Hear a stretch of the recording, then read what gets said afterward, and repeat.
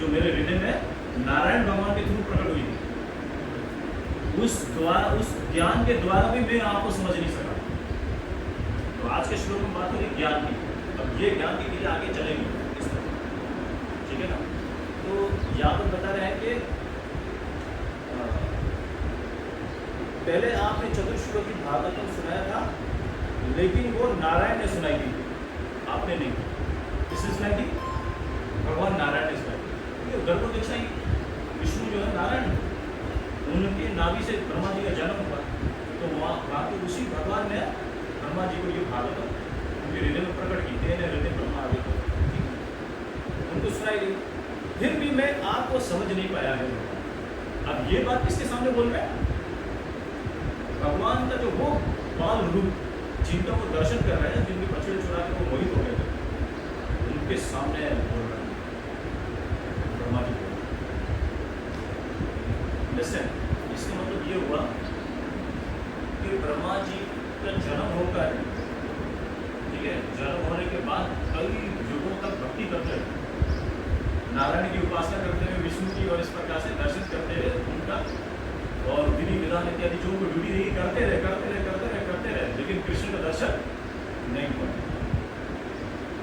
अब जाके कृष्ण का दर्शन हुआ, जो स्तुति के अंदर चर्चा होती है, ये द्वापर युग हुआ। कब हुआ था? अभी जो ब्रह्मा जी के एक दिन में ओरिजिनल कृष्ण प्रकट हुए थे तब।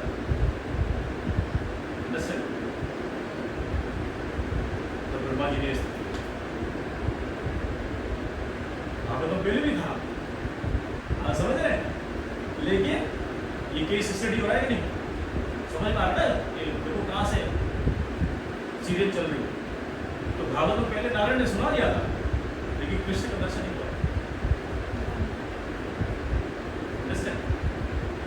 तो हम सोच सकते हैं कि हम लोग कहाँ खड़े हो, कंपेयर कर सकते हैं अपने आप। हाँ ब्रह्मा जी का हम, लेकिन चितनी महाप्रभु और गुरु वैष्णव का आश्रय लेकर जो आज के शुरू में जो चीज़ें और बताई गई, उससे ये पता चलता है कि वेरी इजी आप कृष्ण को जीत सकते हैं।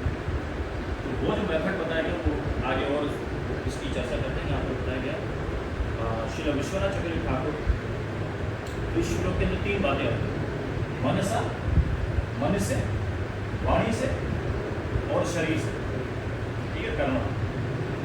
तो 3 चीज़ें जो इसमें बात बताई गई है, जनरली हम ये मनसा वाचा कर्मणा भगवद्गीता में भी और दूसरी वास्तव में सुनते हैं, ठीक है, कि इससे अपने आप को वश में करना है। तो यहाँ पर इस श्लोक के अंदर विश्वनाथ चक्रवर्ती ठाकुर बोलते हैं और श्री जीव गोस्वामी कहते हैं